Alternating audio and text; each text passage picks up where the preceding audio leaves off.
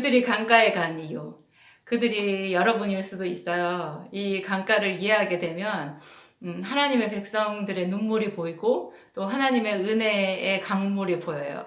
제가 오늘 그 재밌는 이야기를 한번 여러분들께 드리고자 합니다. 성경에서 강하면 여러분 무슨 강이 생각나세요? 요단강이 생각나세요? 야복강이 생각나실 수도 있을 것 같아요. 제가 오늘 말씀드리는 강은 이방 땅에 있는 강입니다.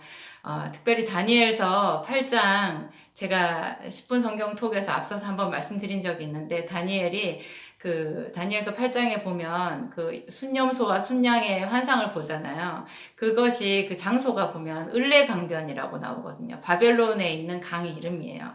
그런데 또 한 장을 넘어서 다니엘서 10장에 보면 거기서도 다니엘이 환상을 보고 또 천사 가브리엘을 만나는데 그곳도 히데겔 강가라고 나와요. 강이 두 번 나오잖아요. 이 히데겔 강과 을레 강은 서로 아주 많이 떨어져 있는 곳일 거거든요. 근데 다니엘이 한 번도 아니고 두 번씩이나 강가에 있었을까? 그 강가에서 하나님을 만났을까? 이런 생각이 들어요. 뭐 하러 강가에 나갔을까? 그런데 여러분, 시간을 많이 뛰어넘어서 이제 신약 성경으로 와가지고 사도행전에 보면 16장에요. 거기 이제 사도 바울이 2차 선교 여행 중인 장면이거든요. 사도 바울이 신라를 데리고 2차 선교 여행을 떠나서 아시아에서 너무나 큰 고초를 겪어요.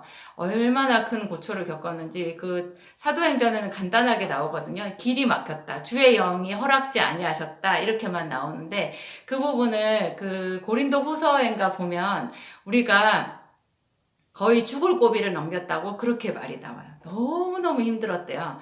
근데 그러던 찰나에 이제 그 환상이 열렸는데 그 마게도냐 사람 하나가 와서 우리를 도우라 했잖아요. 그래서 사도 바울이 하나님께서 저기로 우리를 보내시나 보다 해서 바다를 건너요. 그게 이제 오늘날로 치면 에게해 바다고 이제 유럽으로 처음 진입을 하는데 거기서 들어가서 첫 번째 만난 첫 성이 빌립보 성이에요. 그런데 1차 선교 여행도 그렇고 그 앞에 사도 바울이 움직였던 선교를 했던 그 과정을 쭉 보면요. 거의 다 바울이 갔던 곳은 회당이 있었어요.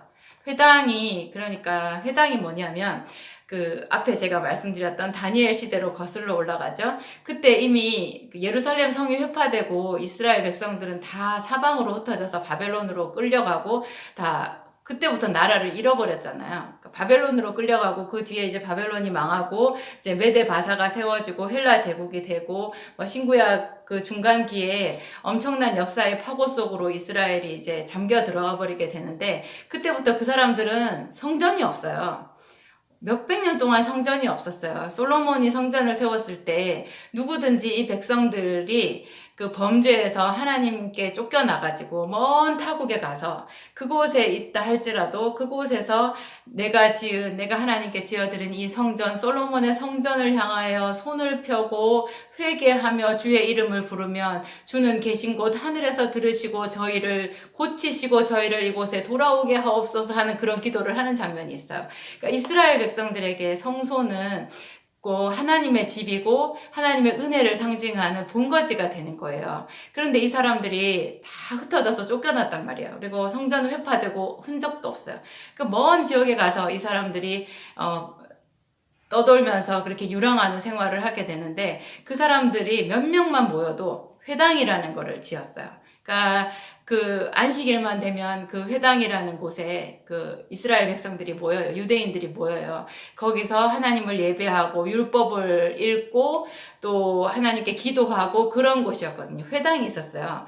그래서 사도 바울 시대에도 이제 신약이니까 그 바벨론 포로보다 훨씬 이후에 이제 그 많은 시절 이스라엘 백성들이 흩어져서 생활하던 그 시기잖아요. 물론 신약 성경에 이스라엘은 있지만 이미 그게 많은 시기 동안 흩어져 있는 이스라엘 백성들이 있기 때문에 본토에 있는 사람들보다 멀리 로마 전역에 흩어져 있는 이스라엘 사람들이 훨씬 많았거든요. 그래서 사도 바울이 선교 여행을 갔을 때 1차 선교 여행도 그렇고 2차 선교 여행도 초창기에 어디를 가나 유대인의 회당이 있었어요.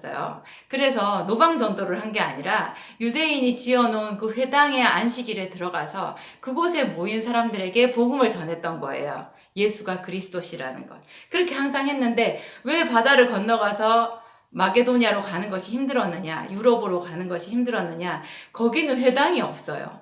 회당이 아시아까지만 있는 거예요.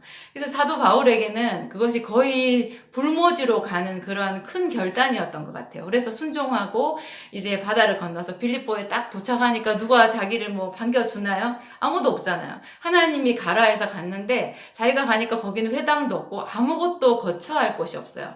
그래서 어떻게 할까 하다가 안식일이 된 거예요. 그래서 사도행전 16장 그 13절에 그 말이 나와요. 안식일이 돼요. 우리가 기도할 곳을 찾아서 강가로 갔다. 거기서 앉아있던 어떤 여자들에게 우리가 하나님의 복음을 전했다. 그랬더니 그 중에 자주장사 루디아가 우리의 말을 듣고 하나님이 그 마음을 열어주셔서 그 사람이 온 우리 식구들을 자기 집으로 영접해가지고 자기 온 가족들이 이제 세례받고 그래서 빌립보 교회가 세워진 거거든요. 그때 이 사도 바울이 강가로 갔잖아요. 그게 다니엘이 을레 강변에 가고 히데겔 강가로 갔던 거랑 같은 선상에 있는 거예요. 그러니까 성전을 잃어버린 하나님의 백성들, 다니엘도 성전을 잃어버리고 그 바벨론으로 갔잖아요. 그래서 자기 집에서 다락으로 올라가서 예루살렘으로 향하여 난 창을 열고 하루에 3번씩 하나님께 감사하였더라. 그 구절 유명하잖아요, 다니엘이. 근데 가는 곳마다 항상 그렇게 다락방이 있었든지 예루살렘으로 난 창이 있었던지 그랬던 거는 아니거든요. 다니엘도 자주 강가로 나갔던 것 같아요. 하나님의 성전을 잃어버린 백성들이 하나님의 얼굴을 구할 때 나갔던 곳이 유대인들에게는 강가가 되는 거죠. 강을 생각해 보면 여러분 너무 감동이 있어요. 에스겔서에 보면 그 에스겔이 환상을 보는데 성전 문지방에서부터 물이 조금씩 흘러가지고 그것이 강을 이루고 하나님의 강, 사람이 능히 건너지 못할 강을 이루는데 그 강 좌우편에 그 12가지 실과를 맺히는 나무들이 있는 그런 아주 너무 은혜로운 장면이 있잖아요. 강 하면은 여러분 그게 하나님의 은혜의 강물을 상징하잖아요. 여러분이 강가에 나가서 주의 이름을 부른다 한번 생각해 보세요. 강가에 나갔다라고 하는 것은 하나님의 얼굴을 구한다라는 뜻이고 그 하나님과 대면한다라는 뜻이고 천지를 지으신 하나님 앞에 1대1로 마주해서 나간다라는 그런 뜻이 있어요. 그러니까 사도 바울이 강가에 가서 그 일행들과 함께 강가에 가서 거기에 앉은 여자들을 만났을 때 그 여자들 중에 한 사람이었던 루디아도 강가에 놀러 나간 게 아니고 그 많은 하나님의 백성들 그 앞에 자기 조상들처럼 그도 회당은 없지만 하나님의 얼굴을 구하기 위해서 강가로 나갔던 거예요. 그래서 우연히 거기서 그 강가에서 이게 하나님의 얼굴을 구하는 사람들끼리 서로 만나서 복음을 전하게 된 거죠. 회당의 역할을 그곳에서 해주게 된 거예요. 한 가지 더 여러분 시편 137편을 보면요. 너무 은혜로운 구절이 있어요. 제가 너무 좋아하는데 우리가 바벨론의 여러 강변 거기 앉아서 시온을 기억하며 울었도다 이런 구절이 있어요. 우리가 바벨론의 여러 강변 거기서 시온을 기억하며 울었도다. 우리가 거기에 있는 한 버드나무에 우리의 수금을 걸었나니 뭐 이런 구절이 나와요. 그게 시편은 전체적으로 봤을 때 다윗이 지은 것이지만요.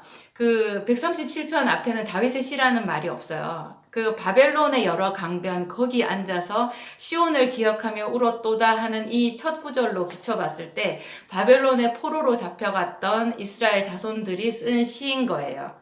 그러니까 다니엘이 을레 강변에 가고 히데겔 강변에 갔던 게 그 당시 사람들 하나님을 사모하는 사람들이 했던 평범한 일이었다는 것, 누구나 했던 일이라는 게 이 시편 137편 1절에도 딱 나와 있는 거예요. 그 사람들이 거기서 시온을 기억하면서 울었대요. 여러분 그 생각해 보세요. 하나님의 성전을 잃어버리고 먼 타국에 끌려간 백성들이 그 안식일날 하나님의 성전이 없지만 강변에 나와서 그 강변에서 이방 땅의 강변에서 하나님의 성전을 생각하면서 그곳에서 울었다는 거예요. 그 울었다라는 말은 그곳에서 기도했다라는 말로 우리가 생각해 볼 수 있는 거예요. 너무 아름다운 구절 같아요. 여러분들은 힘들 때 어디로 가세요? 오늘 우리들에게는 물론 우리들에게도 섬기는 교회가 있고 교회 성전이 있어요. 그 성전 아주 중요해요. 그런데 또 더 의미로 접근을 해보면 예수님이 성전이시잖아요. 그래서 내가 이 성전을 헐라 사흘 만에 다시 지으리라. 그때 헤롯이 지은 그 성전의 웅장함을 제자들이 말했을 때 예수님께서 그랬거든요. 이 성전이 돌 하나도 돌 위에 남지 않고 다 무너질 텐데 내가 사흘 만에 이 성전을 다시 짓겠다, 그런 말씀을 하시는데 제자들이 나중에 알잖아요. 그게 예수님 자기의 몸을 얘기한 거라고. 오늘 우리가 기도를 할 때 예수 그리스도의 이름으로 기도해라. 너희가 무엇이든지 내 이름으로 구하면 내가 들으리라. 이렇게 말씀하셨던 것이 바로 몸된 자기, 그러니까 그리스도의 몸된 교회, 자기 예수님의 이름, 그것을 말하는 거거든요. 예수의 이름이 솔로몬의 성전과 같은 것이고, 또 예수의 이름을 부르면서 기도를 하는 것이 그 바벨론 포로 시절에 강가에 가서 하늘을 우러러 주의 이름을 불렀던 다니엘처럼 되어보는 거예요. 특별히 근데 제가 신앙생활을 해보면 성전에 가서, 내가 섬기는 교회 성전에 가서 예수의 이름을 부르는 것이 그 두 개가 합쳐졌을 때, 그러니까 예수의 이름을 부르기도 하고 또 오늘날 우리가 섬기는 교회 성전에 갔을 때 그 두 가지가 합쳐졌을 때 가장 깊은 하나님의 만져주심이 있는 것 같아요. 여러분은 아픔이 있을 때 여러분의 그 깊은 속마음을 이해해 주시는 하나님을 어디서 구하세요?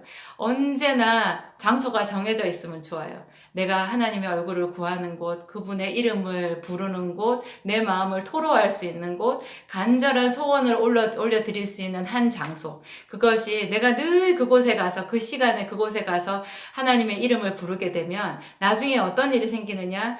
그곳에 내가 가기 전에 하나님이 먼저 와서 기다리는 그런 놀라운 일이 생겨요. 여러분도 한번 경험해 보시기 바랍니다. 그들이 강가에 간 이유, 여러분이 성전에 가는 이유, 예수 그리스도의 이름을 부르는 이유, 하나님이 우리를 기뻐해 주시는 이유가 될 것입니다.